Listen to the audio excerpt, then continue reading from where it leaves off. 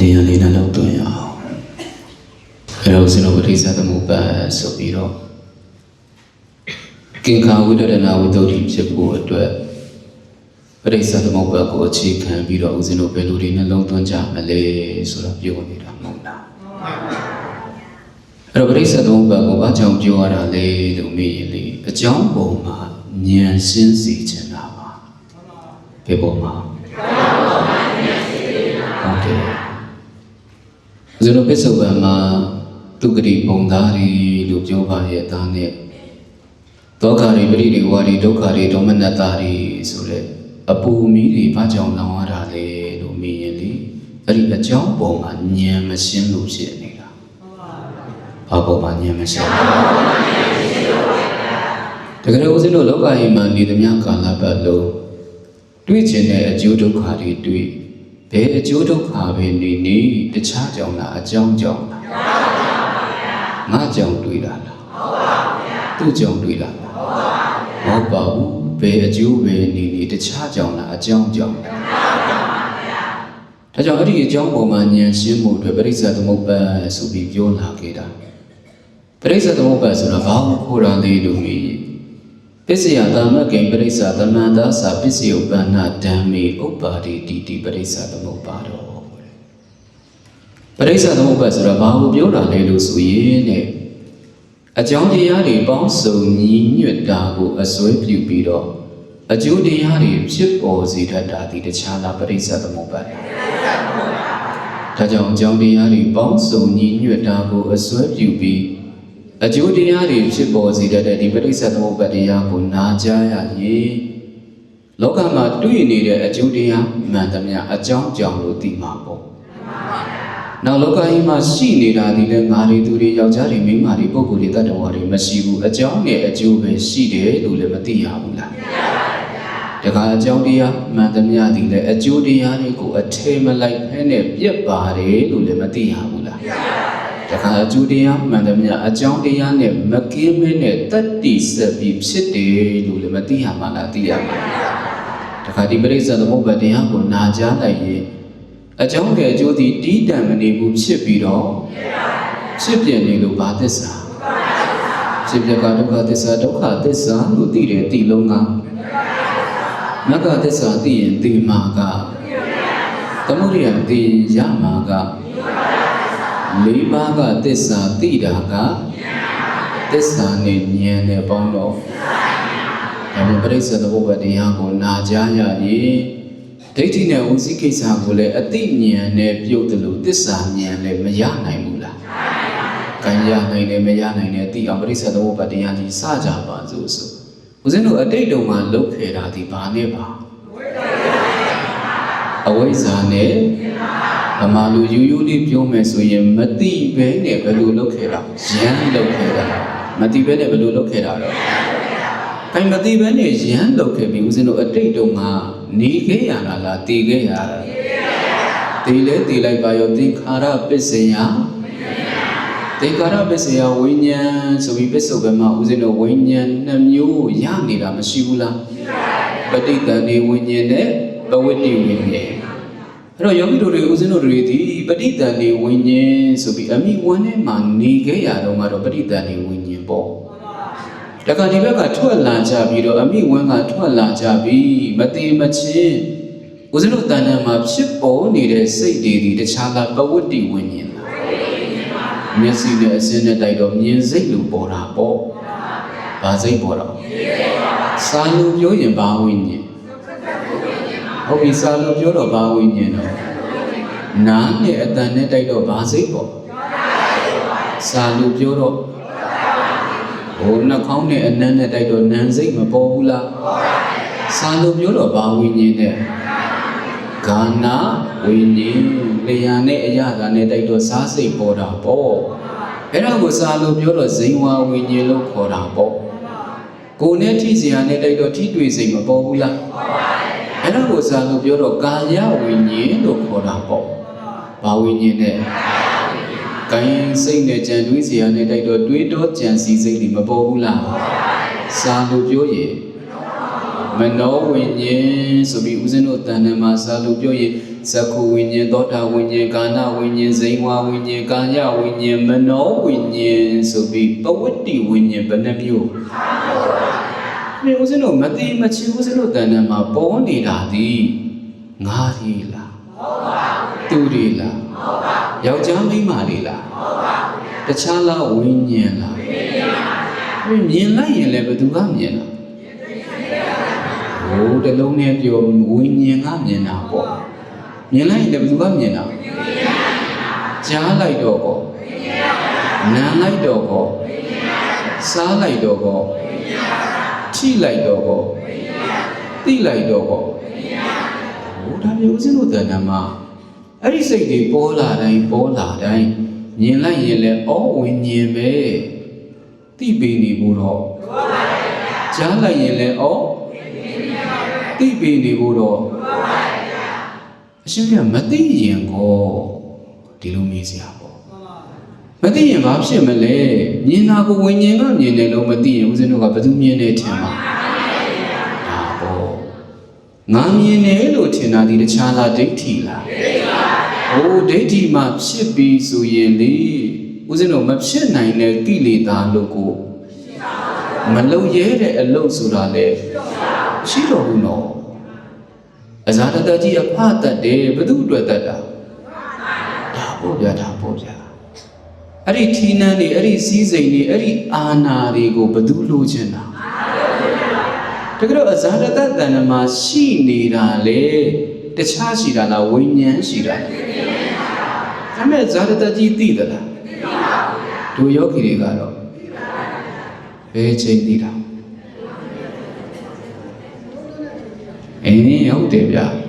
ဘယ်ချိန်သိတာဒါမို့နှလုံးသွင်းတဲ့အချိန်တော့ဒါပြည့်ထပ်ပြီးပြီးအောင်ဗျာနှလုံးသွင်းတာနဲ့နှလုံးမသွင်းတာကြဘယ်ခါများတော့ဒါတော့မခေါ်တော့ပါဘူးဗျာဟုတ်လားနှလုံးသွင်းတာကိုတော့ဒါတို့ခေါ်ရမှာပေါ့ဘာလို့လဲဝိညာဉ်ကိုဝိညာဉ်လို့သိနေရင်ဒိဋ္ဌိမဖြစ်ဘူးဒိဋ္ဌိမဖြစ်ရင်ကိလေသာတွေလည်းထကြတောင်းကျမ်းမှုရှိတော့ပါဘူးမရှိဘူးဆိုရင်ဦးဇင်းတို့အပူမီးတွေလည်းဟုတ်ဗျာဒါပေမဲ့အဲ့ဒီဝိညာဉ်သည်အလိုလိုပေါ်တာလားဟုတ်ပါဗျာဦးဇင်းတို့အတိတ်တုန်းကဘယ်သူလုပ်ခဲ့လို့ဘာလုပ်ခဲ့လို့အမှလူရိုးရိုးလေးပြောပြဘယ်လိုလုပ်တာတော့ယမ်းလုပ်ခဲ့ဘယ်လိုလုပ်တာတော့တိပြီးလုပ်တာလားယမ်းလုပ်တာလားအတိတ်တုန်းကဦးဇင်းတို့ဒါနတွေလည်းမပြုခဲ့ဘူးလားဟိုဘုရားသွားကြောင်းတဲ့ဆိုပြီးသီလတွေလည်းမဆောင်ဘူးလားအိုင်ဒါနတွေလည်းပြုတာပဲသီလတွေလည်းစောင့်တာပဲဒါနပြုတော့လည်းဘု து အတွက်ပြုတယ်လို့လည်းဦးဇင်းတို့သိသလားသိဘူးပြန်တော့သီလဆောင်တာလည်းဘာအတွက်စောင့်တယ်လေလို့လည်းသိပြီးစောင့်တာလားယမ်းလုပ်တာလားယမ်းလေလုပ်လိုက်ပါရောပုံညာပြီးတဲ့ခါရတွေဖြစ်တဲ့အာနင်ဇာပြီးတဲ့ခါရတွေဖြစ်တယ်အဲ့ဒီမှာအလိုမကျလာလို့ရှိရင်ကိလေသာခိုင်းနိုင်လုံးတင်မလုံးတင်မစင်စားပဲနဲ့မကောင်းတာတွေလုပ်ပြီးတော့အပုံညာပြီးတဲ့ခါရတွေဖြစ်တာပေါ့ဒါပေမဲ့အဲ့ဒီတဲ့ခါရတွေဒီတိလို့လုပ်တာလားယမ်းလုပ်တာဒါပေမဲ့ယမ်းလုပ်တဲ့တဲ့ခါရကအကြောင်းပေါ့ယမ်းလုပ်တဲ့တဲ့ခါရကပိဿုပံမှာဦးဇင်းတို့ရနေတဲ့ဝိညာဉ်ကဒါပေမဲ့ဒီအကျိုးဘယ်သူကြောင့်ငါကြောင့်လားအဖေကြောင့်လားအမေကြောင့်လားသားတွေသမီးတွေကြောင့်လားဘယ်သူကြောင့်ဘယ်သူရှိနေလို့ဟုတ်တယ်ဗျာဘယ်သူရှိနေလို့တော့အကြောင်းရှိလို့ဘာတွေ့တာဟောဒါပေမဲ့အဲ့ဒီအကျိုးမလိုချင်ဘူးလားဒါပေါ့မကောင်းတဲ့အကျိုးဆိုရင်မလိုချင်ဘူးဆိုဘာလုပ်မလဲ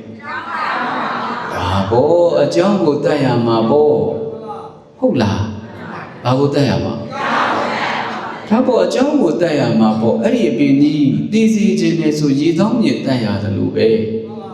အကျိုးလိုက်ရှင်းနေတဲ့ရွေးကတော့အဲ့ဒီပင်တည်နိုင်မှာမလားအဲ့ဒီတွေ့နေတဲ့မကောင်းကျိုးတွေမလိုချင်ပါဘူးလို့ဘလောက်ပြော ဦးဇင်းတို့ကအကျိုးပေါ်မှာပဲတန်တရားလေးနေသည်များကာလပတ်လုံးအကြောင်းကိုမရှင်းနိုင်သည်များကာလပတ်လုံးအကြောင်းရှင်းတဲ့အကြောင်းတတ်တယ်ဆိုတာလေဘာလို့တာလဲလို့မေးရင်လေအဲ့ဒီအကြောင်းဒီဘယ်သူလဲလို့သိအောင်လုပ်တာလောကနဲ့မတူဘူးနော်လောကမှာဦးဇင်းတို့အကြောင်းတတ်တယ်ဆိုရင်ဘာလို့တာလဲလို့မေးရင်လေအဲ့ဒီအကြောင်းကိုတစ်ခုခုလုပ်ပြတာပြောတာဦးဇင်းတို့လောကုတ္တရာမှာအကြောင်းတတ်တယ်ဆိုတာဘာကိုပြောတာလဲ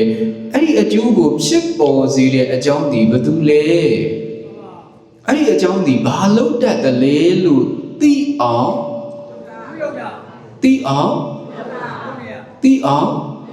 ဟုတ်တယ်သိအောင်လုပ်တာဟုတ်လားကိုဦးဇင်းတို့ကအကြောင်းရင်းမှန်ကိုမသိတော့အဲ့ဒီအကြောင်းကဘာလို့တယ်လဲလို့သိသလားမသိတော့ဘာဖြစ်တယ်လဲအဲ့ဒီအကြောင်းကိုပဲထက်လက်ခံမိနေတယ်ထက်လုံးမိနေတယ်ဟုတ်လားအကြောင်းတတ်တယ်ဆိုတာလေအဲ့ဒီအကြောင်းဒီဘယ်သူလဲလို့အကြောင်းရင်းမှန်ကိုရှာတယ်ပြီးရင်အဲ့ဒီအကြောင်းဒီဘယ်လိုတတ်တည်တွေရှိတယ်လဲဘာလို့တတ်တယ်လဲလို့သိအောင်ကြိုးစားတယ်သိလိုက်တာနဲ့အဲ့ဒီအကြောင်းခိုင်းနိုင်မဟုတ်တော့ပါဘူးဒါပဲလေ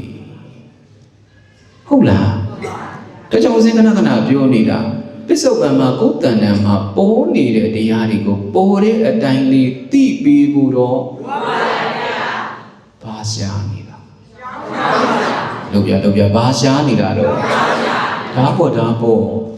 အကြောင်းရှာနေုံနဲ့မကဘူးဗျအဲ့ဒီအကြောင်းဘာလို့တတ်တယ်လဲလို့သိအောင်လေဒါပေမဲ့ပစ္စုပန်မှာရနေတဲ့ဝိညာဉ်ဆိုတဲ့အကျိုးဒီဘု து ကြောင့်တော့သင်္ခါရဆိုတဲ့တခြားလားအကြောင်းကြောင့်လားငါကြောင့်လားသူ့ကြောင့်လားအဖေဒီအမေဒီကြောင့်လားဘိုးတွေ့ခြင်းနဲ့အကျိုးတရားတွေ့ဘယ်အကျိုးတရားတွေ့ဘု து ကြောင့်အကြောင်းကြောင့်လို့ဉာဏ်ဦးဇင်းတို့ကဉာဏ်ထဲမှာရှင်းနေရင်ငါကြောင့်လို့သူ့ကြောင့်လို့ရှိမလားရှိပါဗျာဒါပေါ့ကိုယောဂီတို့မျက်ရည်ကြတယ်ဘာလို့ကြတာအကြောင်းပေါ်မှာဉာဏ်မရှင်းလို့ကြတာဟင်ဘာလို့မျက်ရည်ဘာလို့ကြတာဒါပေါ့တွေ့နေတဲ့အကျိုးတရားသည်အကြောင်းကြောင့်လို့ဉာဏ်မရှင်းတဲ့အတွက်ဟိုလူကြောင့်လိုဒီလူကြောင့်လိုထင်းနေ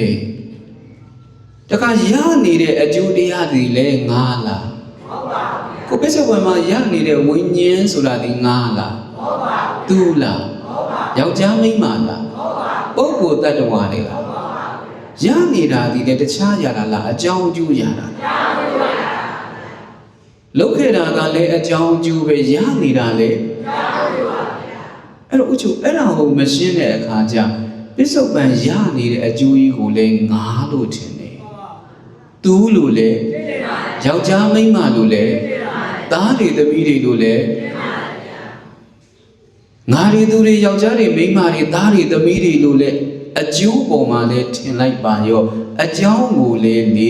ဟိုလူလောက်တာလို့ဒီလူလောက်တာလို့ဖြစ်နေတာဒါပေါ့ဗျာဟုတ်လားနှလုံးသွင်းပါမဖြစ်နေလို့နှလုံးသွင်းပါမဖြစ်နေလို့တော့နှလုံးသွင်းမားတာနဲ့နှလုံးသွင်းမှန်တာဘယ်ဟာကောင်းပြောတာပဲနော်ပြောတာပဲနော်နှလုံးသွင်းမှန်ရင်ခဏပြောဦးတယ်လေအကျိုးဘယ်နှချက်ရတော့ဟုတ်တယ်လက်တွေကြည့်ရင်သိတယ်ဘယ်နှချက်ရနှလုံးသွင်းမှန်လိုက်ရင်အကျိုးဘယ်နှချက်ရဘာတွေတော့ဒီရင်နေ့ရတော့ရသေးရ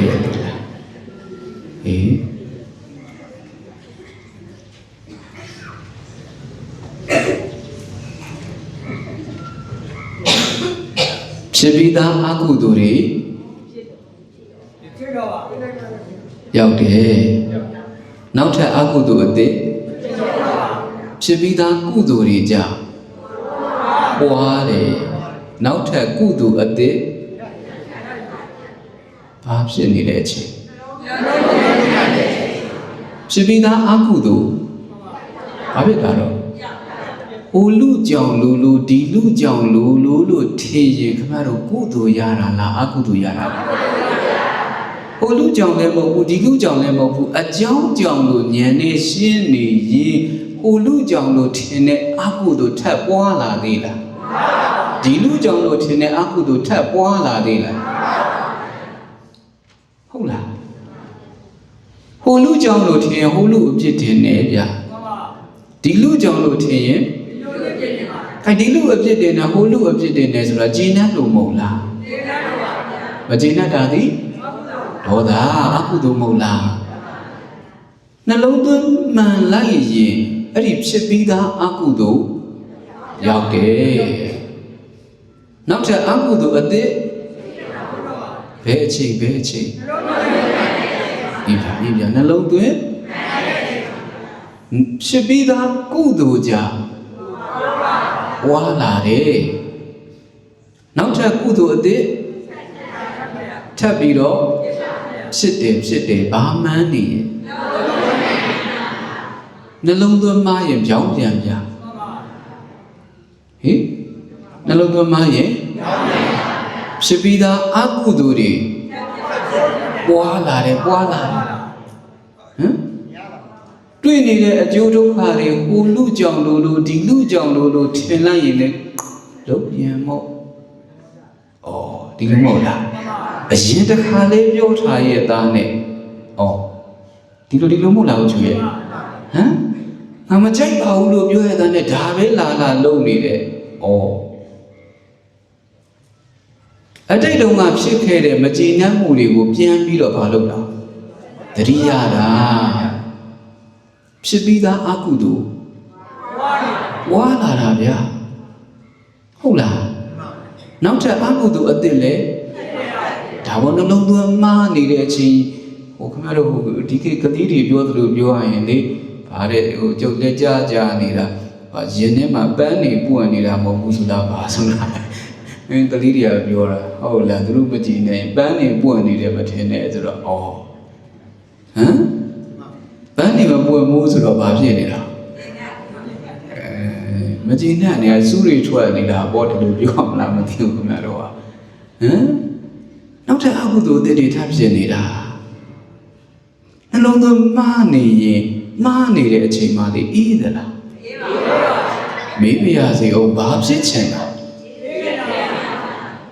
ဒါဖြင့်စောင့်မချုံနဲ့ပေါ့အဲ့ဒါလိုပြောရမလို့ဖြစ်နေပြီ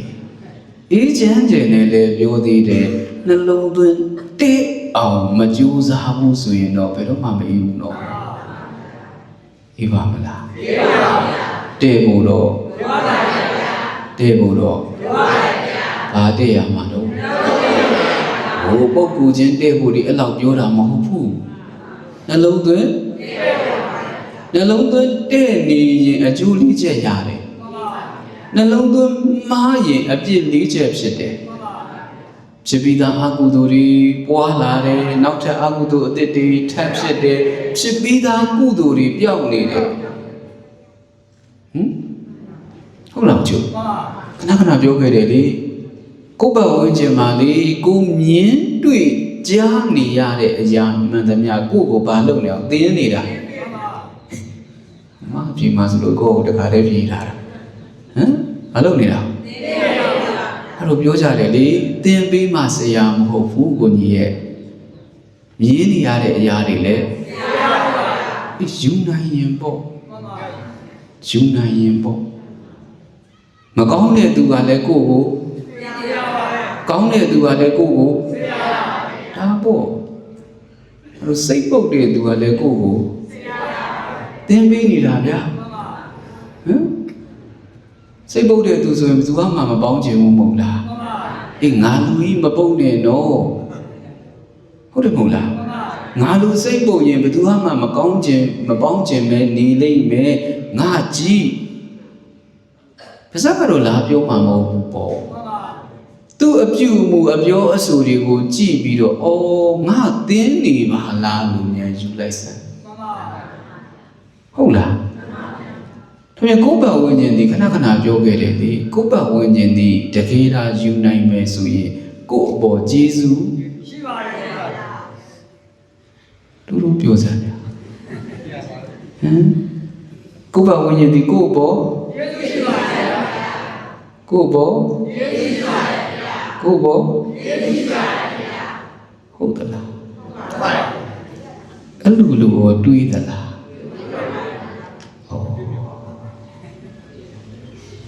ကိုဘောယေရှုရှိရင်ယေရှုရှိတဲ့သူတွေအပေါ်ဘုံမဆက်နိုင်ရင်နေအောင်ဗျာတိတတ်ဖို့တော့ဒီပေါ်မကောင်းသဖြင့်ပြုတ်မူနေတဲ့သူကလည်းအော်သင်ပေးနေပါလားယူလိုက်စမ်းပါကောင်းစွာပြုတ်မူနေထိုင်ပြောဆိုနေတဲ့သူကလည်းအော်ဟုတ်လားအဲ့ဒါဆိုရင်နှလုံးသွင်းလေးနှလုံးသွင်းလေးတဲ့သွားရင်အကျိုးဘယ်နှချက်မဟုတ်လို့နှလုံးသွင်းမှားရင်အပြစ်ဘယ်နှချက်ဘယ်ဟာယူခြင်းအကျိုးယူခြင်းသလားအပြစ်လိုခြင်းသလားဒီတော့ဘုရားရင်ရှိတော့တော်ရင်ရှိတော့ပြောရတယ်လို့ပေါ့နော်ရွှေသိန်းတော်ကအကျိုးရှိတယ်လို့ရင်ကဒီချောင်းတောက်နေနေရတာဆိုတော့ပြောရတာပေါ့သူရှိသွားနောက်တာရင်းလို့ယူသိန်းတော့အကျိုးရှိတယ်ဗျာကိုတော့ဘာတော့ဒီမလီလို့မလီချောင်းတော့ကြီးနေလို့ဟုတ်လားကောင်းကျိုးလိုချင်တယ်ဆိုရင်တော့နှလုံးသွင်းတဲ့အောင်ဒါပြစ္ဆုတ်ပံမှာရနေတဲ့ဝိညာဉ်ဘယ်သူကြောင့်လို့ဒါပြစ္ဆုတ်ပံမှာရနေတာဒီလဲငါတွေသူတွေယောက်ျားတွေမိန်းမတွေပုဂ္ဂိုလ်တွေတ attva တွေလားအကြောင်းအကျိုးတွေလားအကြောင်းအကျိုးတွေလို့သိရင်များနှလုံးသွင်းပြီးရင်နှလုံးသွင်းတိုင်းဒိဋ္ဌိစင်းနေမှာပဲ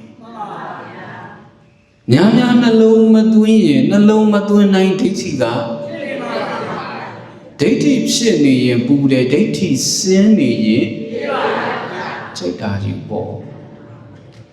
တခါအကြောင်းတရားကလည်းအကျိုးတရားတွေကိုအထေသဘောများလိုက်တဲ့သဘောရှိတယ်ရှိပါဘူးအတိတ်တုန်းကလုပ်ခဲ့တဲ့ဟောဒီသင်္ခါရပစ္စုပန်မှာရနေတဲ့ဒီဝိညာဉ်နဲ့အထေသဘောကြီးများလိုက်တယ်မလိုက်ဘဲနဲ့ဟောဒီရမ်းလုပ်ခဲ့တဲ့သင်္ခါရဒီလုပ်တဲ့နေရာမှာပဲဖြစ်ပြီးတော့ဒါကြောင့်အကြောင်းတရားမှန်သမျှအကျိုးတရားတွေကိုအထေမလိုက်ဘဲနဲ့ရက်တယ်အကြောင်းတရားမှန်သမျှအကျိုးတရားတွေကိုအထေမလိုက်ဘဲနဲ့ခိုင်ပြတ်ပါတယ်လို့မြန်သိလိုက်တော့လေခိုင်မြဲနေတယ်လို့ယူစီရရှိပါဘူးလောကကြီးမှာမြဲနေတဲ့အရာကမမြဲခြင်းပဲရှိတာဗျဘာပဲရှိတာလောကကြီးမှာမြဲနေတဲ့အရာကဒါပေါ့နုပြိုခြင်းဒီအိုမင်းကြီးစီသွားမှာပဲကျမ်းမာခြင်းဒီဆင်းရဲခြင်းဒီမကျမ်းမာခြင်းစီသွားမှာပဲချမ်းသာခြင်းဒီဆင်းရဲခြင်းစီသွားမှာပဲဟုတ်လားသူ့သဘောသူဆောင်းနေတာပါသူ့သဘောကိုကမမြဲတဲ့သဘောမို့လို့မမြဲပြတာအဲ့ဒါကိုဦးဇင်းတို့ကပစ္စုပန်မှာလေမြင်လိုက်ရင်လည်းအော်ဝိညာဉ်လို့သိပြီးပြီအဲ့ဒီဝိညာဉ်ဘာသဘောရှိတယ်လဲထပ်ကြည့်မြင်ပြီးရင်အဲ့ဒီဝိညာဉ်ဒီတိတန့်နေတဲ့သဘောဖြစ်ပြီးမမြင်တော့ဘူးဆိုတာနဲ့အော်ကြားတာလည်းအမြဲကြားသလားကြားလိုက်ရင်လည်းသိပေးလိုက်စမ်းအော်ဘယ်သူတဲ့ဝိညာဉ်ကြားတာဒီဘယ်သူတော့အမြဲတမ်းကြားနိုင်သလားခိုင်မကြားတော့ရင်အော်ပစ္စုပန်မှာလေစိတ်တွေပေါ်တိုင်းမြင်ရင်လည်းဝိညာဉ်လို့သိကြားရင်လည်းဝိညာဉ်လို့သိပြီးရင်လည်းအဲ့ဒီဝိညာဉ်ဘယ်သဘောရှိတယ်လဲစက်သိဟမ်ချိုခက်သလားခက်ပါဘူးဒီမလုတာကခက်တာဗျာဟမ်ကိုကြီးတရားခက်တာလားဘာခက်တာအာယုံတော်မတိုက်တဲ့အချိန်လို့တိုက်တိုင်းလဲဝိညာဉ်တွေက ကဲဝိညာဉ်တွေကဖြစ်ပြီးတော့လေတီးတန်နေတဲ့သဘောကိုယ်စရာတို့ရခဏခဏပြောတယ်နော်အပြည့်လေးတွေကိုမသိခဲ့ရင်အပြည့်ကြီးကြရင်ထုမနာဖြစ်တတ်တယ်ဟမ်ချွေအပြည့်လေးတွေကိုမသိခဲ့ရင်အပြည့်ကြီးကြဒါပေါ့အပြည့်လေးတွေလို့ပြောနေတယ်လေခင်ဗျားတို့မြင်လိုက်တယ်ဟမ်အပြည့်လေးတွေဆိုတာဘယ်ဟောပြောတာလဲလို့မင်းလေရိုးရိုးလေးပြောဥပါဒံမကြီးတဲ့အရာတွေပြောတာဟုတ်လားဘာမကြီးတာဥပါဒံမကြီးတဲ့အရာဒါပေါ့အပြည့်ကြီးဆိုတာဘယ်ဟာပြောတာတော့ဒါပေါ့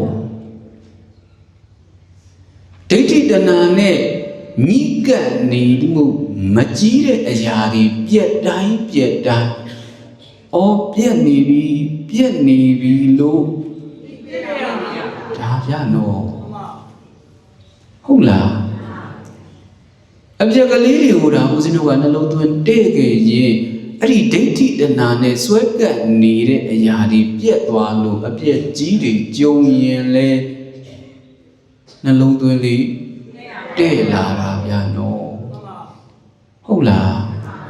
ဒါကြောင့်အာယုံဘာရတိုက်တိုင်းနံပါတ်1ဝိညာဉ်လို့သိပြီးရင်လည်းအဲ့ဒီဝိညာဉ်သဘောကိုမြင်အောင်ကြည့်ဩ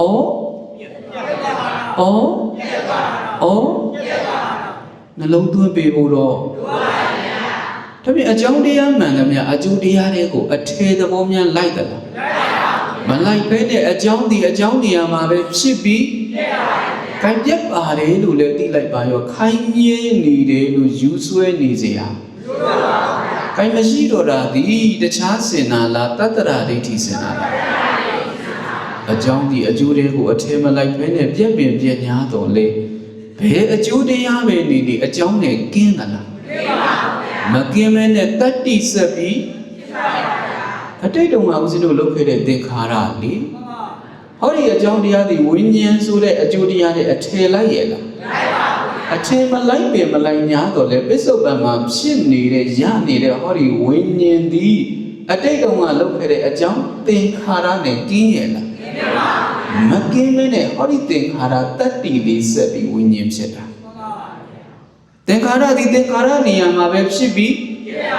ပြက်ပင်ပြညာတော့လေသူတတ္တိလေးဒီဆက်ပြီးတော့ဘာဖြစ်ဝိညာဉ်ဖြစ်တယ်ဟုတ်လားခဏခဏပြောပါတယ်ဦးဇင်းတို့တရားတွေဟောတယ်ဘာနဲ့ဟောတာတင်ညာနဲ့ဘာနဲ့ဟောတာဟုတ်တယ်တရားဟောတာပညာမှမဟုတ်တာမှတ်သားထားတာတွေနားလည်အောင်ပြောနေတာပဲရှိတာပညာမဟုတ်သေးဘူးတင်ညာရှိသေးတာအဲ့တော့ဦးဇင်းတို့မှတ်ခဲ့တဲ့တင်ညာကအကြောင်းဟုတ်လားဦးဇင်းတို့မှတ်ခဲ့တဲ့တင်ညာကဦးဇင်းတို့လည်းဆရာသမားတွေစီကလေဖတ်မှတ်နာကြားထားပြီးတော့မှမှတ်ခဲ့ရတာကိုအဲ့ဒီအကြောင်းတရားတွေမရှိဘဲနဲ့ဒီပေါ်မှာတက်ပြောလို့တော့မရပါဘူးဗျာဦးဇင်းတို့မှတ်ခဲ့တဲ့တင်ညာကအဲ့မှတ်ထားတာလေးတွေရှိလိုက်တော့ယောဂီတို့ကိုပြန်ပြောလိုက်တော့ယောဂီတို့လည်းထိုက်တဲ့လောက်မေ့သွားတာမဟုတ်လားဟမ်ယောဂီတို့လည်းထိုက်တဲ့လောက်မှတ်မိဘူးလားယောဂီတို့မှတ်မိလိုက်တဲ့တင်ညာကကိုဆရာမတို့စာရီတင်တယ်ဆရာမတို့ဘာနဲ့တင်တာဘောတင်ညာနဲ့တင်တာဗျာဆရာမတို့ကိုယ်တိုင်သင်ယူခဲ့ရတယ်မှတ်သားခဲ့ရတယ်အဲ့မှတ်ခဲ့တဲ့တင်ညာလည်းရှိလိုက်ပါရောတပည့်တွေကိုပြန်ပြောပြတော့တပည့်တွေလည်းထိုက်တဲ့လောက်မှတ်မိဘူးလားဆရာမတွေမှတ်ခဲ့တဲ့တင်ညာကအကြောင်းတပည့်တွေသင်ယူလိုက်လို့မှတ်မိတဲ့တင်ညာကတကယ်လို့ဒါလေအကြောင်းဒီအကျိုးတဲ့အထင်မြင်လိုက်မယ်ဆိုရင်သိကြတယ်ကြံတဲ့သူတော့မသိဘူးဥစ္စာတော်တရားမဟုတ်ဘူးဟုတ်တယ်ဟုတ်မလားဟုတ်ဘူးမဟုတ်ဘူးဘာလို့လဲတရားတစ်လုံးသိရဖို့လေမနေကြိုးစားရတာကြိုးစားပြီးမှတ်ထားပါရဲ့သားနဲ့သူများပြောလိုက်လို့သူများမှတ်မိလိုက်တာနဲ့ကိုယ်မှတ်ထားတာတွေပါသွားတယ်ဆိုမှတော့လေမပြောတော့ဘူး ဟုတ်တယ်လေသိရဖို့လွယ်သလားအဲ့မလွယ်တာကြီးစူးစမ်းပြီးကို့မှာတော့မှတ်လိုက်ရတာမှတ်ပြီးကမှသူများပြောလိုက်လို့သူများမှတ်ပြီးလိုက်တာနဲ့ကို့မှန်ဉာဏ်ကြီးပျောက်သွားတယ်ဆိုမှတော့လေအကြောင်းဒီအကျိုးတဲ့အထေတာလိုက်သွားမယ်ဆိုရင်တရားတစ်ပုဒ်ဟောပြီးတိုင်းဦးဇင်းတို့တစ်ခါပြန်ကြည့်နေရမှာဟုတ်လားအကြောင်းဒီအကျိုးတဲ့အထေလိုက်နိုင်လို့လားဆရာဆရာမတွေလည်းအတူတူပဲပေါ့ဆရာဆရာမတွေမှတ်ခဲ့တဲ့တင်ညာကအကြောင်းတပည့်တွေမှတ်မိလိုက်တဲ့တင်ညာကအထေတာလိုက်သွားမယ်ဆိုရင်ဆရာဆရာမတွေစာတပုတ်တင်ပြီးတိုင်းတစ်ခါပြန်ကြည့်နေရဟုတ်လားအကြောင်းဒီအကျိုးတဲ့အထေလိုက်နိုင်လို့လားမလိုက်နိုင်လို့လားအကြောင်းတရားမှန်သမျှအကျိုးတရားတွေအထေမလိုက်ဘဲနဲ့ဘာလုပ်နေတာပြည့်နေတာတတိမဆက်နဲ့အုပ်ပြက်လိုက်အောင်ဟင်အကြောင်းတရားဒီအကျိုးတွေအထေမလိုက်ဘဲနဲ့ဘာလုပ်နေတာတော့ပြက်ပင်ပညာတော့လေအဲ့ဒီအကြောင်းတတိလေးဆက်ပြီးတော့ဘာဖြစ်နေတာအကျိုးဖြစ်နေတာဒီလိုနားလေရမှာတော့ဟုတ်လားဦးဇင်းမှတ်ခဲ့တဲ့တင်ညာကယောဂီတို့မှတ်တဲ့တင်ညာကဦးဇင်းမှတ်ခဲ့တဲ့တင်ညာအကြောင်းဒီယောဂီတို့တင်ညာအကျိုးတဲ့အထေမလိုက်ပင်မလိုက်ညာတော့လေဦးဇင်းမှတ်ခဲ့တဲ့တင်ညာအကြောင်းနဲ့ယောဂီတို့မှတ်မိတဲ့တင်ညာအကျိုးကင်းတယ်ကင်းပါဗျာဦးဇင်းကဒီမှတ်ခဲ့တာမရှိရင်ယောဂီတို့ဘာမှမှတ်မိမှာမဟုတ်လားဘုဒ္ဓကြီးထိုင်ပြန်သွားရုံရှိမှာပေါ့ဟုတ်တယ်မဟုတ်လားဒါပေမဲ့အကျိုးတရားမှန်သမျှအကြောင်းနဲ့ကင်းသလားကင်းပါဗျာမကင်းမဲနဲ့ဘယ်လိုဖြစ်တာအကြောင်းတတ္တိဆက်ပြီးဖြစ်တာဉာဏ်နဲ့အဲ့လိုရှင်းရမှာနော်ဉာဏ်နဲ့မှာရှင်းနေရမှာရှင်းနေမှာလေနှလုံးသွင်းလို့ရမှာဗျာနှလုံးသွင်းလို့ရမှာလေနှလုံးသွင်းမှန်မယ်နှလုံးသွင်းမှန်မှလေဤချမ်းမှာမဟုတ်လားဒါပေမဲ့ဦးဇင်းတို့ပိဿုပံမှာရနေတဲ့ဟောဒီဝိညာဉ်တွေသင်္ခါရဆိုတဲ့အကြောင်းတရားကြောင့်ဖြစ်တာမဟုတ်လားဒါပြန်ဟောဒီသင်္ခါရနဲ့ကြည့်ရင်ဝိညာဉ်တွေတခြားလားအကျိုးလားတခါဒီဝိညာဉ်ရှိတဲ့အတွက်ဦးဇင်းတို့ပိဿုပံမှာဆက်ရနေတာဒီဘသူတော့ယောဂီတို့မှာနာယုံကြည်ပါမပါပါတာပေါ့ယောဂီတို့ပေးထားတဲ့စာရွက်လေးပါသေးလားရှင်းလုံးပွဲလေးဆက်ကြည့်အောင်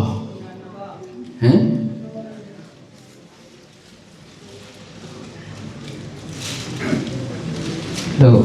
ဝိညာဉ်နဲ့ထက်အချိန်ကုန်သွားမှဆိုလို့9မိနစ်10မိနစ်လောက်ပြောရတော့မယ်။ခိုင်ဆိုကြည့်အောင်ယုံနာနှစ်ပါးတရားသဘာဝညွလျင်နံပဲတိဆွေမှတ်ပါဟောက်ပြန်တရားမတ္တယုတ်ပါဖြစ်လျင်ပြည့်မကွယ်နံယုတ်ပါယူလေးစုပြမယ်ဗျာယုံနာနှစ်ပါးတရားသဘာဝညွလျင်နံပဲညွရင်ပါလေဟုတ်တယ်နံရဲ့သဘာဝကဘာလို့တတ်တာလဲလို့မေးအာယုန်နေစီကိုညွတ်တတ်တာဟုတ်လားအာယုန်နေကိုဟုတ်တယ်အာယုန်နေစီကိုညွတ်တတ်တာညွတ်လျင်နံပဲတိဆွဲမှတ်ပါနောက်ပါတယ်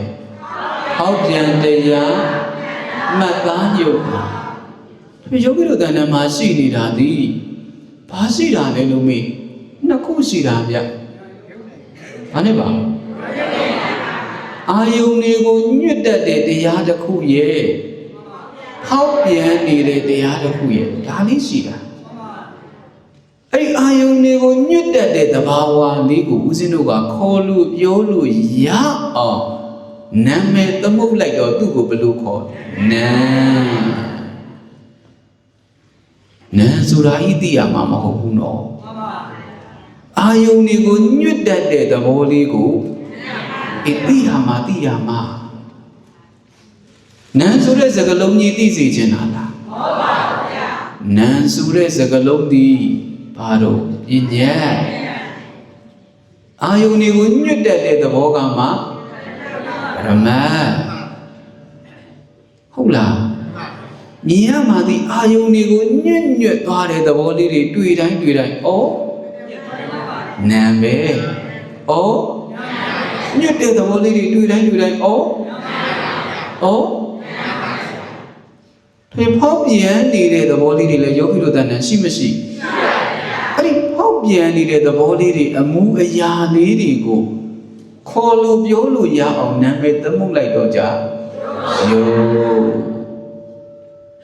ခဏခဏသတိပေးတယ်နော်ရုပ်မြင်စေခြင်းနာလားဖောက်ပြန်တဲ့အမှုအရာမြင်ရမှာလားဒါကြီးကြည့်တယ်နော်ဖောက်ပြန်တဲ့အမူအရာမမြင်မဲနဲ့ယုတ်ကြည်တွေ့နေတယ်လို့ပြောနေတယ်ဆိုရင်တော့ဟုတ်သေးဘူးဗျာရုပ်တွေ့ရမှာလားဖောက်ပြန်တဲ့အမူအရာတွေ့ရမှာလားနာမ်တွေ့ရမှာလားအာယုံကိုညွတ်တတ်တဲ့သဘောကိုတွေ့ရမှာဒါဗျာဒါပေမဲ့ယောဂီတို့တဏ္ဍာမှာရှိတဲ့အခါဘာကြီးရှိတာလဲလို့မေးချုပ်ကြည့်လိုက်ဒီနှစ်ခုရှိတာအာယုန်ဒီစီကိုညွတ်တတ်တဲ့သဘောလေးရဲ့ဖောက်ပြန်နေတဲ့သဘောလေးရဲ့အဲ့ဒီညွတ်တတ်တဲ့သဘောလေးကိုပဲနာမည်ခေါ်တော့နာမ်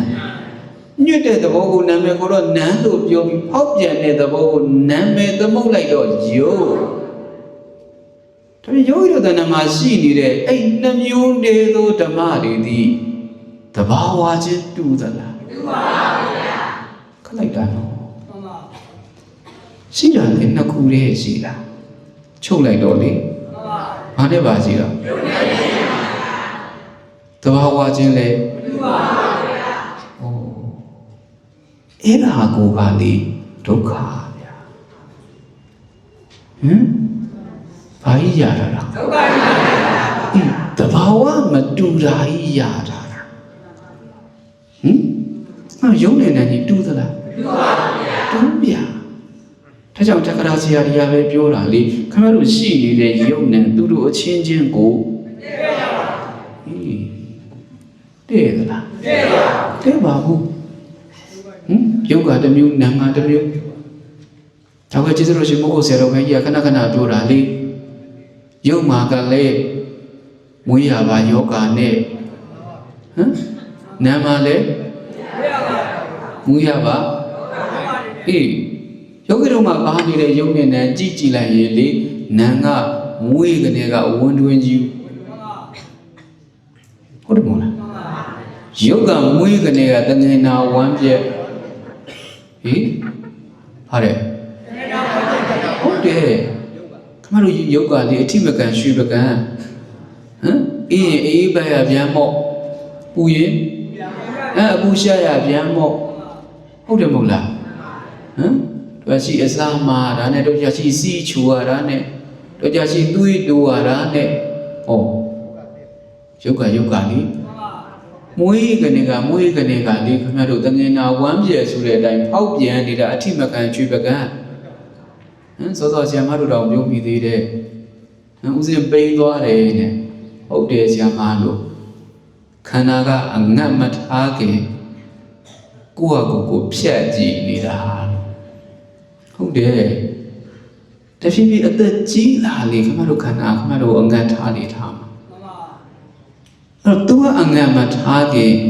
ကိုယ့်ဟာကိုယ်ကိုနောက်ဆုတ်ပြီးဖြတ်ထားလိုက်တော့သက်သာတာပေါ့ဗျာ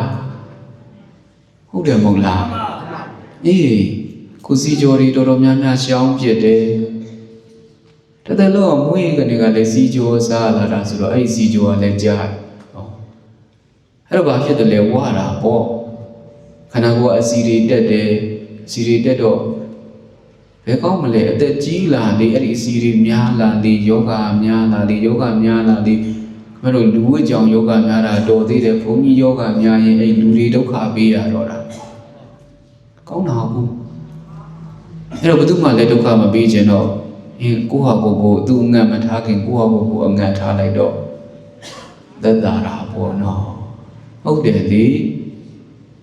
စားကိုရရဲ့သားနဲ့မစားပဲနေတာနဲ့စားကိုမရလို့မစားတာတူလေစားကြည့်ရဲနဲ့မစားတော့ဘူးဆိုတဲ့စိတ်ကြီးကခင်ဗျားတို့ဒုက္ခဖြစ်တော့မှာ အဲ့တော့မစားဘဲနေလိုက်မယ်ဆိုတဲ့စိတ်ကဒါဘောသက်တာတာဘောဟုတ်တယ်မဟုတ်လားတကယ်တော့ဘာရနေလို့ဟောရိနကောသူရနေလို့ဒါယုံနဲ့ရနေလို့ခမတို့ဒုက္ခပြီးနေတာဟမ်ဟုတ်တယ်မဟုတ်လားမတည့်တာမှစားခြင်းနဲ့ဘယ်သူကဝန်တွင်းယူပါဗျာဟုတ်တယ်မဟုတ်လားဘယ်သူကတော့တဲ့တာကြအရသာမရှိဘူးလို့ပြောတယ်ဟောခမတို့မှာရှိနေတဲ့ယုံနာလေးခမတို့ဒုက္ခပြီးမလို့ချောင်းနေတာဟုတ်လားဟမ်ဆရာတော်ကြီးလည်းခဏပြောတယ်လေခမတို့အစားတာပဲအာရဖြစ်ပြီးရောမဟုတ်ဘူးလားအာရဖြစ်ဖို့စားမှာမဟုတ်ဘူးလားဟမ်ဒီခန္ဓာကိုယ်ကြီးပြိုလဲမသွားရုံအတွက်တောက်တိုင်ထောက်ပြီးဖို့အတွက်တဏှိထပ်ပြောခမတို့အနာကိုစေးထည့်ပြီးဖို့အတွက်စားရတာလေဟမ်စားရဘာစေးထည့်နေရတာဘာနာပေါက်လို့ငတ်နာပေါက်လို့မသိချူသားနဲ့တော့ဟင်ကိုကြီးကိုကြညာပြောတယ်ဘာပေါက်လို့တကားလဲဘာပေါ့ငတ်နာပေါက်နေလို့အစာလေးဟူသောစေးထည့်ရတာငတ်နာပေါက်တယ်လို့မြန်မထင်ရင်ခင်ဗျားတို့မစားဘဲနေကြည့်ရပါဗျာဘာဖြစ်မှာအဲ့ငတ်နာနဲ့သေးသွားမယ်ဟုတ်လားဒါပေမဲ့အစာစားနေရရင်လေဘာနာပေါက်လို့ခုဒါပြီးရင်ဘာလုပ်မှာဟမ်လုံလေးစီးထက်ပါလို့လုပ်ပါဩဟမ်ဒါပြီးရင်ဓမ္မယုံသွားပြီဓမ္မယုံဘောအစင်းရင်ဆွေးကြောင်းသွားပြီဘာလုပ်မှာဘာနာပေါက်လို့ဟုတ်တယ်ဆရာမတို့လည်းလာပြီးတပည့်တော်တို့ရည်စဲချယုံလာပါတယ်ဆိုတရားတွေပါနာခိုင်းနေတယ်ဟမ်တပည့်တော်တို့တပည့်တော်တို့ဗိုက်တွေစားကုန်ပြီဗျာငတ်နာပေါက်နေပြီဆိုတော့ခက်ကုန်မယ်နော်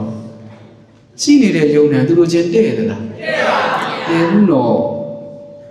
ဉာဏ်တရားမှလည်းမွေးကနေကဝန်တွင်ယူရုပ်တရားကမွေးကနေကတငင်နာဝမ်းပြက်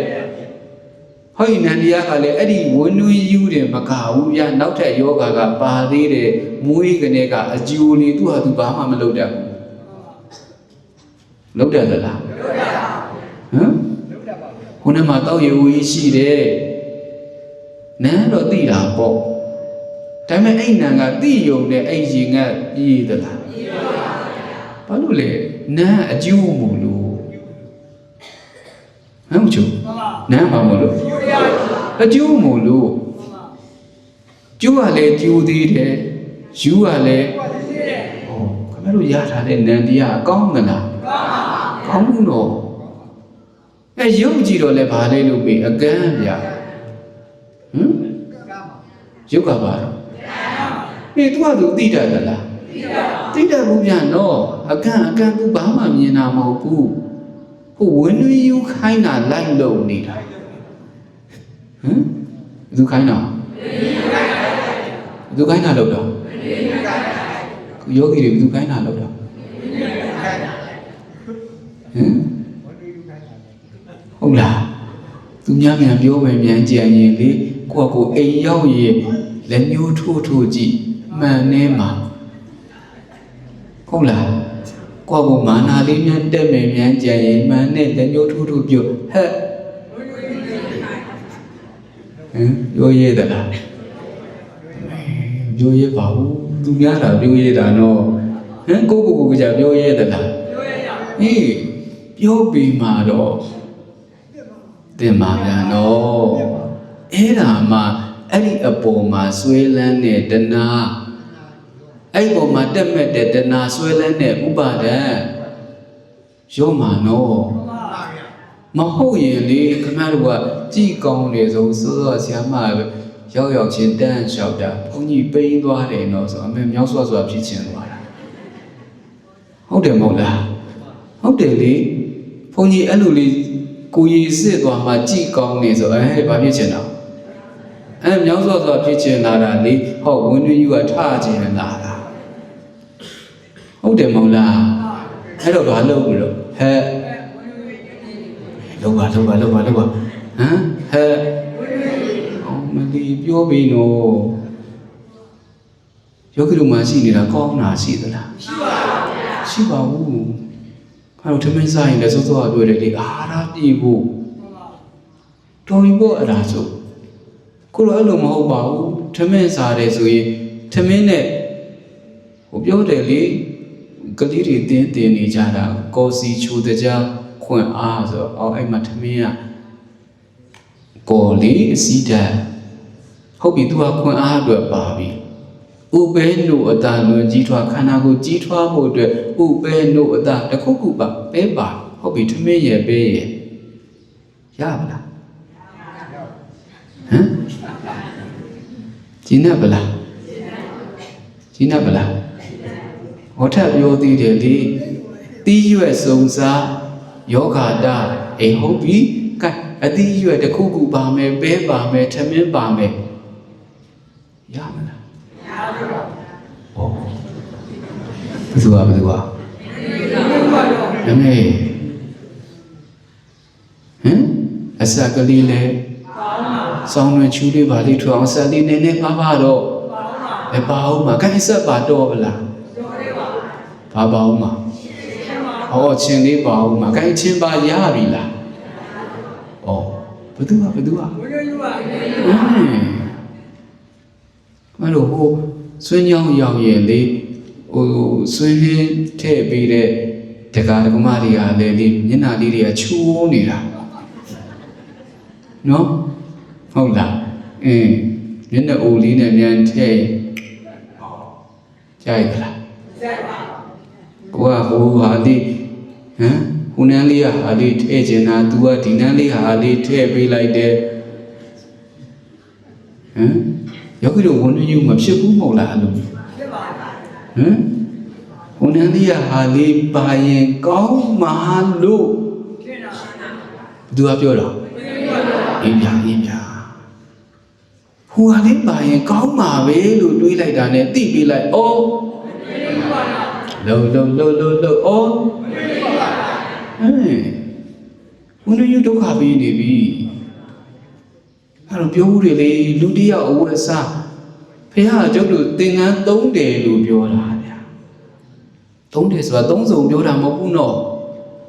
ဧကတိရဲ့သင်းမှန်ရဲ့ဒုက္ခရဲ့3တယ်နဲ့လို့ပြောတာခန္ဓာကိုယ်တကူစားအတွက်လုံလောက်ရုံဖះကသတ်မှတ်ပြီးပြတာဟုတ်လားဟုတ်လူတွေမှာရောကဲရဟန်းမဟုတ်တဲ့အတွက်ဗျာအိမ်နေရင်ဝတ်တစုံထားပါတော့ဟုတ်လားအိမ်နေရင်ဝတ်ကဘယ်နဲ့စုံတို့ရှိလေးတွေဟာမရှိဘယ်နဲ့လုံးပြေးလောက်ပါမလားတစုံနဲ့တော့ပြေးပါရေချိုးလုံးရှောထားတော့ဆိုခက်ကုန်လိမ့်မယ်ကဲနှစ်စုံပေါ့ဗျာအိမ်နေရင်ဝတ်ကကဲပွဲလန်းတဲ့ပင်အလူမင်္ဂလာဆောင်တာရေးနာရေးသွားဖို့အတွက်ကဓာကြီးထိုင်ဝင်နေလို့ကောင်းမှာမလားဟောဘယ်သူကတော့ငငယ်တော့ကျုပ်ကဟိုအမေတို့နဲ့နေုံပွဲဆိုလိုက်သွားဟုတ်လားအဝတ်စားမြန်ဝဲပြီးဆိုရင်လေတဆိုင်နေနဲ့ဟိုကျုပ်တို့အဲ့တော့ဆိုရင်လည်းဟိုဓာန်ပေါက်တို့ဘာတို့ကလေဒီလိုပုံမှန်ဆိုင်နေပါလေလည်းရှိတာမဟုတ်တော့လေအဲ့ဒီနေုံပွဲရောက်မှစားတာဆိုတော့လေဒီကဝန်တွေယူလေးကလည်းစားကြတော့ဟုတ်တယ်မို့လားဒီဝန်တွေယူလေးကလည်းစားကြတော့ဟုတ်တယ်နော်ဟိုအမေဝန်တွေယူနောက်လိုက်ရတာပေါ့ဟုတ်တယ်မို့လားအေးပေါ့ကဲဒီဇိုင်းလေးနဲ့ပြီးပြီလားဆိုမပြီးဘူးနော်အရင်ဆုံးဈေးလိုက်မေးတယ်ပြီးရင်အစင်လိုက်မှတ်တယ်ပြီးရင် အိမ်ကြံခဲ့တဲ့အဝတ်အစားနဲ့လမ်းပြီးတော့ဩဟိုဟာလေးဆိုလိုက်မလားဒီဟာလေးဆိုလိုက်မလားသူကပြောတော့ဟမ်သူကပြောတော့ကဲဒီပွဲစည်းတဲ့ဒီလောက်ခောက်တုတ်ခောက်ပြန်နဲ့ရှောက်နေရအောင်ဘယ်သူနှိမ့်ဆက်တာသိခဲ့သလားသိပြီမို့တော့ဆောစောခမရတို့ပြောတယ်လေထမင်းစားပြောခဲ့တဲ့၃မျိုးပါရင်ခွန်အားဖြစ်ဖို့ရဲ့ကြီးထွားဖို့ရဲ့ကျမ်းမာဖို့ရဲ့ဒီ၃မျိုးပါရင်ပြည့်စုံပြီလေထိုင်မပြည့်စုံဘူးလေဟိုဟာလေးပါမှဒီဟာလေးပါမှနဲ့ထက်လောက်ရတော့ခမရတို့ချမ်းသာသလားဆင်းရဲသလားဟမ်စက်တာချင်းအတူတူတောင်လေငရုတ်တိဆိုဟိုလူကြောမဟမ်ဟုတ်တယ်မဟုတ်လားဟမ်ငရုတ်တိဆိုဒီလိုထောင်းမဟောဒါနဲ့လုံနေရတိုင်းလဲသိပြီဩလောက်ပါဩသူခိုင်းနေတာဒါဘောတိပြီးနေရင်အရှိကိုလည်းသိလာပါလိမ့်မယ်အရှိကိုလည်းသိလာပါလိမ့်မယ်အရှိသိလာရင်အရှိရဲ့သဘာဝကိုလည်းမြင်လာပါလိမ့်မယ်ဟုတ်လားအရှိသဘာဝမြင်လာရင်တော့ယောဂီတို့ပစ္စုပန်မှာနေရတာဤတာပေါ့ဟုတ်လားဒါယောဂီတို့ရှိနေတာဒီတခြားလားနံယုတ်လားနံယုတ်ပါဗျာသူတို့ချင်းလဲတဲ့လားမတဲ့ပါဘူးဟမ်ဟာလို့ပြောဦးတယ်လေဒီခါလေးဟိုလမ်းမှာမျက်နှာချင်းဆိုင်တယောက်နဲ့တွေ့တယ်ကိုမကြိုက်တဲ့သူမြန်ဖြစ်နေကြည့်ဟမ်ဝန်နေယူကအရင်ထားတာလေစိုးစီဒီအကူသူနဲ့မှလာတွေ့ဩဒီလိုမဟုတ်လားဒါပေမဲ့လောကအရာမကောင်းတတ်တော့အနာရောက်တော့မျက်နှာကြီးကဘာလုပ်ပြလုံးနေကြတယ်ဟမ်နာငါမကြိုက်ဘူးယုတ်ကခါလေးကြခမလို့ယုတ်ကလေးဖောက်ပြန်နေလို့ဖြားနာနေတယ်အဲ့ရတယ်လဲနေချင်တာဟုတ်လားအဲ့ရတယ်ဟောကျုပ်သားတွေလို့ပေါ့ဟုတ်လားဟောဒီမှာဆိုခေါင်းပြောင်နေပြီတယောက်ကဟောတွေ့လားဟမ်ဒီလားတော့မခေါင်းပြောင်နေပြီဟောတွေ့လားကျုပ်သားတွေကစွမ်းနေတရားနာရင်လည်းခေါင်းပြောင်သွားတာနော်နောက်ကနေမြန်ဓာတ်ပုံရိုက်ထားကြည့်အောင်ဇက်ကမပါတော့ဆိုတော့ဥဇံတော်သားတွေခေါင်းပြောင်နေပြီမသားတွေတင်လားဆိုတော့မကောင်းဘူးဗျာသမီးတွေကလည်းပြောတော့မခံမှုရဲ့နော်ဟုတ်တယ်မဟုတ်လားအေးတကယ်ဆိုရင်ဘုန်းကြီးစက်တွေကလည်းထိုးတော့မှတော်တာတော့မဟုတ်ဘူးဘသူကတော့ဒီလောက်ကြီးဟောနေသေးတယ်ဗျာတပည့်တော်တို့ကလည်းပြီးရင်မေ့မှာပဲအတူတူဟုတ်လားမေ့သလားမေ့ပါဘူးဗျာနော်ဒါပြီးရင်ဆွမ်းကြောင်းသွားရမှာဆိုအဲ့ဒါတော့မမေ့ဘူးဟုတ်လားဒါပါတော့ရှိနေတဲ့တရားတွေကိုသိပြီးဖို့တော့ရှိနေတဲ့ယုံနံသူတို့ချင်းတောင်မှမတည့်တာ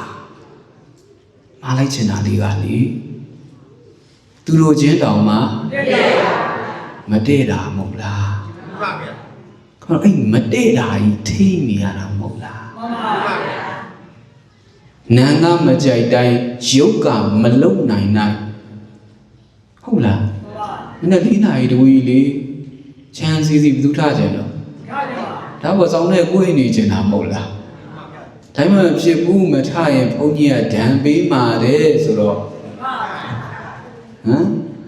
ထားဘူးလားဒီပေါ်တော့နာငါမထခြင်းဘူးဒါပေါ်ယုတ်ကထားရတယ်ပေါ့ဟုတ်တယ်မဟုတ်လားရှိနေတာတော့သူလိုချင်းတောင်မှမတည့်တာကြီးပဲအဲ့မတည့်တာကိုအစင်ပြေအောင်ဒါကိုနေသွားရင်ဟုတ်တယ်မဟုတ်လားထိုက်တင်တဲ့လောက်တော့အေးချမ်းတာပေါ့အဲ့ဒါကိုမတည့်နေကွာဆိုပြီးမြန်လုပ်ကြည့်ပါလား ဘာဖြစ်မလဲဟုတ်တယ်နော်ပိုးဆိုးသွားခြင်းသလားအေးခြင်းသလားအေးခြင်းတာဆိုရင်လေသူ့တဘာဝလို့လိုက်ပြီးဒါပါပဲဟုတ်လားနာငါလေနာတဘာဝအတိုင်းရှိမှာပဲယုတ်ကလည်းရှိနေတာသူလူချင်းတောင်မှမတည့်တဲ့ကိစ္စကြီးကြံတဲ့သူတွေလည်းသူ့တဘာဝနဲ့သူရှိမှာပေါ့တရားနဲ့ချင်းကပ်တဲ့အလေးအကျင့်အားကောင်းခဲ့တဲ့သူကလေတခုခုလဲဆိုအဲ့တရားပဲပေါ်နေတာပညာနဲ့ချင်းကပ်တဲ့အားကောင်းတဲ့သူကတခုခုဆိုပညာကိစ္စပဲအာရုံပေါ်တာဖဲတူမလဲတယောက်နဲ့တယောက်အကြိုက်ချင်းလည်းမတူဘူးဇေယိုက်ချင်းလည်းမတူဘူးဝါသနာချင်းလည်းသူများမပြောနဲ့ကိုယ်ရှိတဲ့ယုံနံတောင်မတူဘူးဟုတ်လားမတူတိုင်းသာယံဖြစ်ရရဲ့ဟမ်သူများနဲ့နောက်မှဖြစ်ကိုယ့်ဟာကိုယ်တယောက်တည်းအရင်ဖြစ်ဟုတ်လားမနေ့ကသွားမလို့စဉ်းစားတာလေးနေတော်တော်လေးနေမြင့်တော့ကြာတော်ပြီကွာမသွားတော့ဘူးလို့ချင်းလောက်တာနေမြင့်လာတဲ့ခါကျတော့ကောင်းမှုထင်ပါတယ်လေးဆိုပြီးထသွားခြင်းသွားသေးတာဟမ်ဟုတ်တယ်မဟုတ်လားကိုတယောက်တည်းကိုတောင်နေခင်ဗျားတို့စိတ်ကတော့ကြာတစ်မျိုးဟဲ့သူများလေဒါမှသူများလည်းဒီတိုင်းနေမှာပေါ့ယူယူလေးလေလွယ်လွယ်လေးဟုတ်လားကိုယ်စိတ်ဆိုးသွားသလားဩဆိုးပါစေဟုတ်တယ်လေစိတ်ပဲကောက်တော့မကောက်အောင်ဟုတ်တယ်ငါတို့ပုထုဇဉ်လေစိတ်ဆိုးတာရှိမှာပေါ့ကောက်တယ်ဆိုတာလေဥပါဒံဟုတ်တယ်စိတ်ဆိုးလိုက်မိတာတော့ရှိခြင်းရှိမှာပေါ့အားပေးတာမဟုတ်ဘူးနော်ဒါကြီးဘုန်းကြီးကစိတ်ဆိုးတယ်ဆိုပြီးဆိုးလိမ့်နေပေါ့အေးမကောက်ပါဘူးကောက်တယ်ဆိုတာဘာလို့ထားတာဥပါဒံမကြည်နိုင်မချမ်းနိုင်မမေ့နိုင်ဟုတ်လားကောက်နေတာကောင်းသလားကောက်တာနဲ့ဖြောင်းတာဒါမမကြီးသွားပေါ့ခင်ဗျားတို့ဟိုတေယုသေးကလူဖုံးခုံသွားထားပါတော့ဟုတ်လားပြောချင်တာတဘာဝတွေကိုမြင်တတ်ရင်ဤချမ်းပါလေတဘာဝတွေကိုမမြင်တတ်ရင်ဘာဖြစ်ချင်တာသိကြသလားသိကြတယ်ဆိုရင်တော့ကိုဖြစ်ချင်တာလေးကိုမမီဘဲနဲ့တဘာဝတွေကိုမြင်အောင်ကြည့်ကြပါလို့ပြောပြီးကတ်ဒီကနေ့တရားဒီများနဲ့ပဲနားကြပါအောင်စို့